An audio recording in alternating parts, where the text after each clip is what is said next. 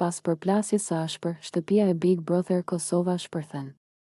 Zërat janë ngritur, tensioni është i padurueshëm dhe banorët ndihen të ngujuar mes dy poleve të konfliktit. Atmosfera është e rëndë, kamerat kapin çdo lëvizje, çdo frymëmarrje. Gjeneta nuk bërtet, ajo afrohet ngadalë, me fytyrë të ngrirë dhe sy që nuk dridhen. Heshtja e saj është më e frikshme se çdo britm dhe pastaj. Shpërthen, Gjeneta përdor fjalë jashtëzakonisht të rënda, fjalë që tronditin shtëpinë dhe detyrojnë disa banor të ulin kokën. Ofendime personale, fyese, degraduese, që shkojnë drejt në thelb të dinjitetit. Big Brotheri detyrohet t'i censurojë disa prej tyre. Ti je censuruar, nuk ke as nivel, as moral, as qëndrim. Alba përpiqet të reagojë, por Gjeneta e ndërpret menjëherë, pa ia ngritur zërin, gjë që e bën edhe më poshtruese situatën. Mos fol. Sepse sa herë hap gojën, vetëm e zhyt veten më thellë. Ti nuk je viktim këtu. Ti je problemi. Banorët janë të shokuar. Disa largohen. Disa mbeten të ngrirë në vend. Askush nuk ndërhyn, Gjeneta vazhdon, e pamëshirshme në fjalë, duke ja nxjerrë Alben çdo dobësi, çdo moment kontradikte, çdo sjellje që e ka ulur në sytë të shtëpisë dhe publikut. Ti mendon se duke ulur të tjerët ngrihesh vetë. Por e vërteta është se sa më shumë flet, aq më qartë tregon kush je. Në fund, Gjeneta nuk e shan më, ajo e shikon drejt në sy dhe thot fjalin që e mbyll gjithçka: unë nuk kam nevojë të ofendoj më. Ti e ke bërë vetë këtë, para gjithë Shqipërisë dhe Kosovës. Ajo kthehet shpinën dhe largohet, shtëpia mbetet në heshtje totale. Vëllai i madh ndërhyn pak më vonë, duke paralajmëruar për gjuhën e përdorur dhe duke theksuar se ky ishte një nga momentet më të ashpra dhe më tronditëse të këtij edicioni. Vëllai i madh flet, Gjeneta Fetahu, vëllai i madh të ka thirrur për një mision të veçantë. Një mision që kërkon guxim, inteligjencë dhe aftësi për të luajtur një rol deri në fund. Për 24 orët e ardhshme, ti nuk je mysafire. Ti nuk je kapitene. Ti je banore e përhershme e shtëpisë së Big Brother Kosova. Nga ky moment, dera hapet për ty jo thjesht për të hyrë, por për të trazuar. Për të ngatëruar ekuilibrat. Për të testuar durimin e banorëve dhe për të nxjerrë në pa fytyrën e tyre të vërtetë. Qëllimi yt është i qartë, ta bësh shtëpinë lamsh, emocionalisht, strategjikisht dhe psikologjikisht. Ti do të sillesh si një banore që ka qenë gjithmonë aty. Do të flasësh me siguri. Do të marrësh hapësirë. Do të përfshihesh në biseda, në debate, në vendime. Do të krijosh konfuzion pa e thënë të vërtetën. Do të provokosh pashar.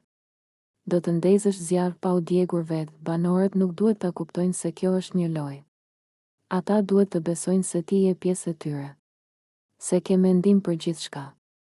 Se ke qëndrim për secilin.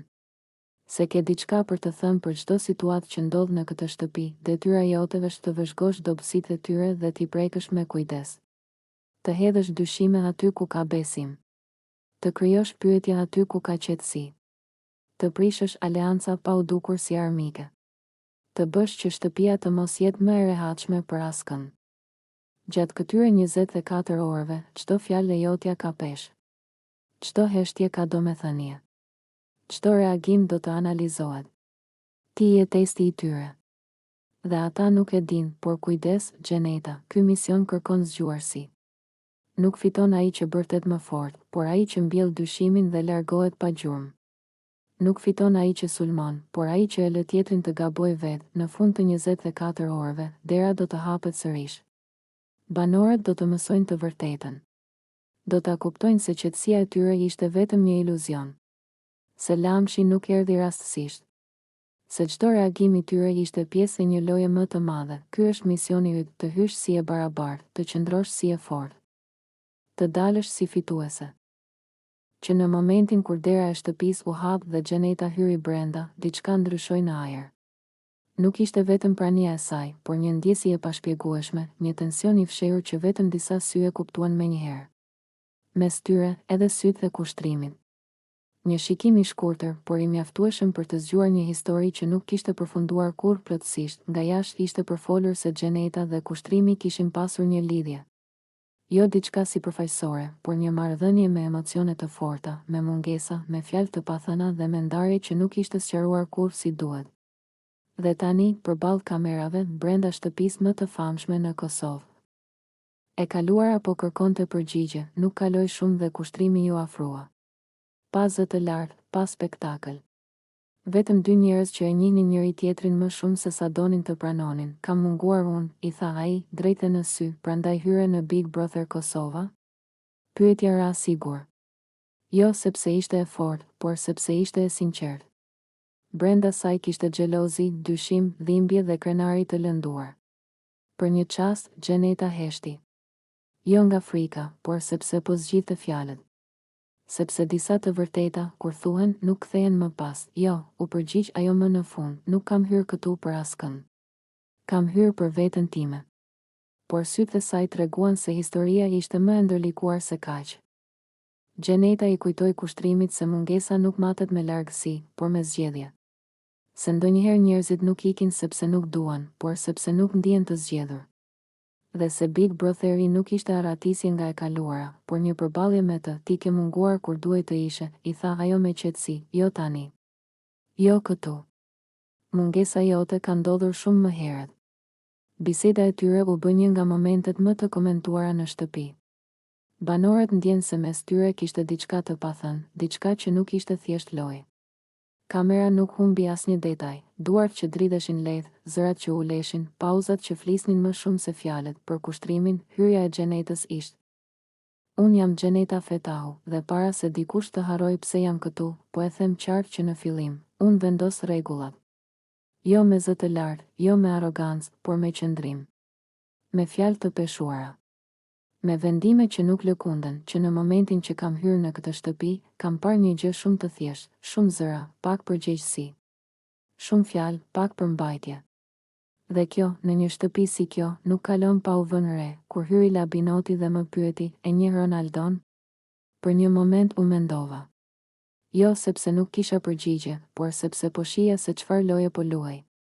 Dhe përgjigjja ime ishte e thjeshtë, jo, se njo. Sepse disa njerëz mendojnë që emri flet më shumë se vepra. Që fama vjen para karakterit. Që nëse e përmend një emër të madh, automatikisht ke fituar respekt. Por jo. Respekti nuk trashëgohet. Respekti fitohet dhe pastaj e thash atë që duhej thënë, ke me e pa kur ta bëj golin. Atëherë ke me e kuptu kush është Ronaldo. Kjo nuk ishte arrogancë, kjo ishte qetësi, kjo ishte siguri në vetvete, sepse njerëzit që e din kush janë, nuk kanë nevojë të bërtasin. Labinot, nëse po më dëgjon mirë, këtu nuk fitohet loja me provokime të vogla, as me pyetje që kërkojnë reagim. Këtu fitohet me durim, me strategji dhe me respekt ndaj rregullave që janë vendosur. Dhe këto rregulla, këtë javë, i vendos unë. Unë nuk jam këtu për t'i mbyllur gojën askujt me britma. Unë jam mbyll gojën njerëzve me qëndrim. Me heshtje që peshon më shumë se një debat i zbrazët. Dhe nëse dikujt i duket se mund të më testoj, le ta provoj. Por le ta di që çdo veprim ka pasojë. Kjo shtëpi nuk është ring boksi verbal, nuk është vend për matje e goje, është lojë mendjeje, karakteri dhe durimi. Unë nuk kam ardhur këtu për t'u pëlqyer nga të gjithë. Kam ardhur për të qenë e drejtë. Dhe drejtësia ndonjëherë duket e ftohtë për ata që janë mësuar me kaos. Por rregulli është i nevojshëm, sidomos kur disa mendojnë se zëri i tyre është më i fortë se ligji i shtëpisë. Prandaj që ta mbyll një herë më.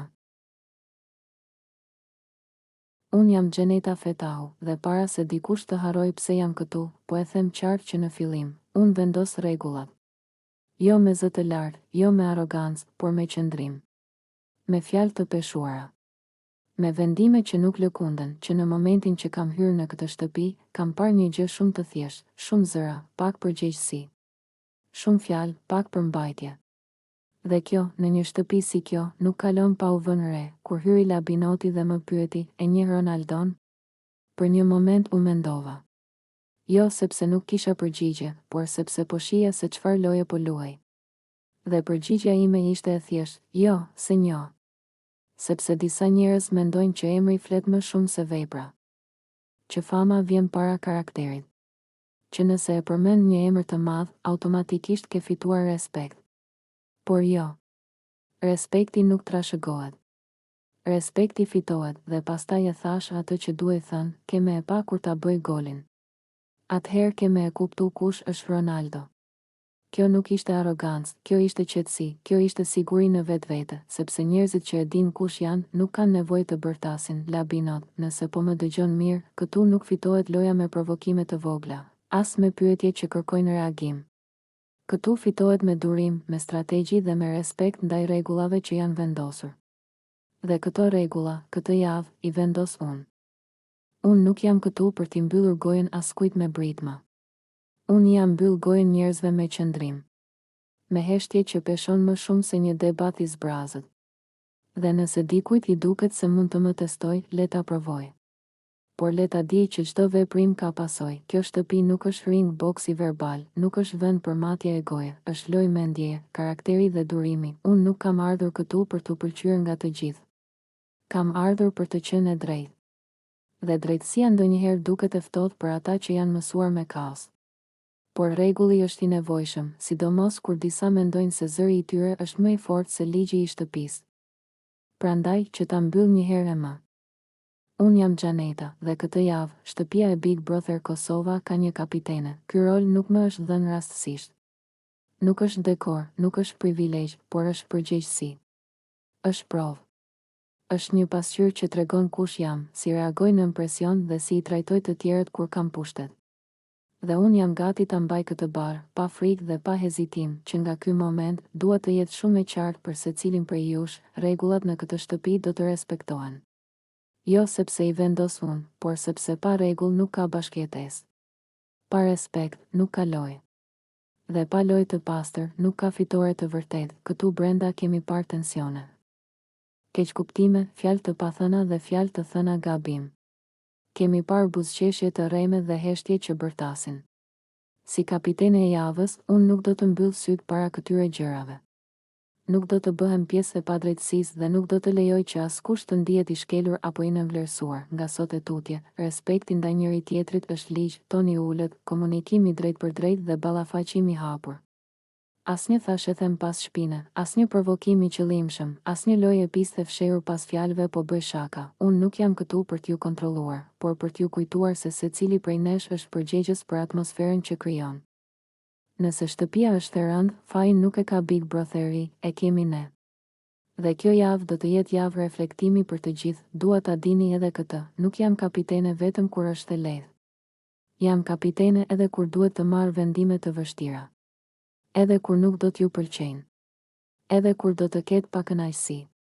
Sepse drejtësia nuk është gjithmonë komode, por është e domosdoshme. Secili prej jush ka ardhur këtu me një histori, me një qëllim dhe me një strategji. Por kjo shtëpi nuk e shpërblen vetëm inteligjencën e lojës, shpërblen karakterin. Dhe karakteri shihet më së miri kur dikush ka pushtet dhe zgjedh ta përdorë me maturi. Zarfi që po vjen pas pak është simbol i këtij besimi. Një besim që më është dhënë. Sa po hyra në shtëpi dhe Bobo, çka është kjo gjendje? Çka është ky pislëk? A jemi në shtëpinë më të famshme në Shqipëri e Kosovë, apo në ndonjë depo të braktisur? Sepse sinqerisht, kështu si e keni lënë ju, është turp, kudo pa pastërti. En të palara, dysheme që s'ka par ujë me ditë, aroma që s'di a është ushqim i vjetër apo neglizhencë. Me këtë gjendje, mos u çuditni nëse Covidi na kthehet prapë në shtëpi. Jo për shaka, por kjo është mungesë totale respekti, ndaj vetes, ndaj njëri tjetrit dhe ndaj publikut që na sheh. Kjo shtëpi ka qenë simbol, ka qenë ëndër për shumë njerëz. Sot, për të ardhur keq. Shtëpia më e famshme në shqiptari është kthyer në shembull se si nuk duhet të jetohet. Dhe kjo nuk është faji i Big Brotherit, kjo është faji juaj. I joni, a mendoni se publiku nuk e sheh? Se kamerat nuk e kapin këtë kaos? Se fama justifikon pa pastërtinë? Jo. Fama e rrit përgjegjësinë, nuk e fshin atë. Prej këtij momenti, gjërat ndryshojnë. Kjo nuk është hotel ku dikush tjetër pastron për ju. Kjo është shtëpi ku secili mban përgjegjësi, sepse është turp të jetosh kështu. Është turp ta quash këtë shtëpi, dhe është akoma më turp kur e di që miliona sy po na shohin. Unë nuk kam hyrë këtu për ta injoruar këtë gjendje. Kam hyrë për ta thënë troç, kështu më nuk shkon. Unë jam Xhaneta dhe këtë javë, shtëpia e Big Brother Kosova ka një kapitene. Ky rol nuk më është dhënë rastësisht. Nuk është dekor, nuk është privilegj, por është përgjegjësi. Është provë. Është një pasqyrë që tregon kush jam, si reagoj në impresion dhe si I trajtoj të tjerët kur kam pushtet. Dhe unë jam gati ta mbaj këtë barë, pa frikë dhe pa hezitim, që nga ky moment dua të jetë shumë e qartë për secilin prej jush, rregullat në këtë shtëpi do të respektohen. Jo sepse I vendos unë, por sepse pa rregull nuk ka bashkëjetesë. Pa respekt nuk ka lojë. Dhe pa lojë të pastër nuk ka fitore të vërtetë. Këtu brenda kemi parë tensione, keqkuptime, fjalë të pathëna dhe fjalë të thëna gabim. Kemi parë buzëqeshje të rreme dhe heshtje që bërtasin. Si kapitene e javës, unë nuk do të mbyll sytë para këtyre gjërave. Nuk do të bëhem pjesë e padrejtësisë dhe nuk do të lejoj që askush të ndihet I shkelur apo I nënvlerësuar. Nga sot e tutje, respekti ndaj njëri tjetrit është ligj, toni ulët, komunikimi drejt për drejt dhe ballafaqimi I hapur. Asnjë thashë them pas shpine, asnjë provokim I qëllimshëm, asnjë lojë episte fshehur pas fjalëve po bëj shaka. Unë nuk jam këtu për t'ju kontrolluar, por për t'ju kujtuar se secili prej nesh është përgjegjës për atmosferën që krijon. Nëse shtëpia është e rëndë, fajin nuk e ka Big Brotheri, e kemi ne. Dhe kjo javë do të jetë javë reflektimi për të gjithë. Dua ta dini edhe këtë, nuk jam kapitene vetëm kur është e lehtë. Jam kapitene edhe kur duhet të marr vendime të vështira. Edhe kur nuk do t'ju pëlqejnë. Edhe kur do të ketë pakënaqësi. Sepse drejtësia nuk është gjithmonë komode, por është e domosdoshme. Secili prej jush ka ardhur këtu me një histori, me një qëllim dhe me një strategji. Por kjo shtëpi nuk e shpërblen vetëm inteligjencën e lojës, shpërblen karakterin. Dhe karakteri shihet më së miri kur dikush ka pushtet dhe zgjedh ta përdor me maturi. Zarfi që po vjen pas pak është simboli I këtij besimi. Një besim që më është dhënë.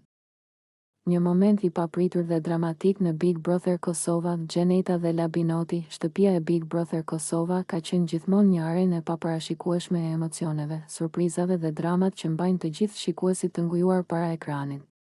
Por ajo që ndodhi dje e kaloi çdo pritshmëri. Rikthimi I Gjenetës, ish banore e njohur dhe e dashur nga publiku, nuk ishte thjesht një rikthim I zakonshëm, ishte një rikthim që ndryshoi atmosferën e shtëpisë brenda sekondash.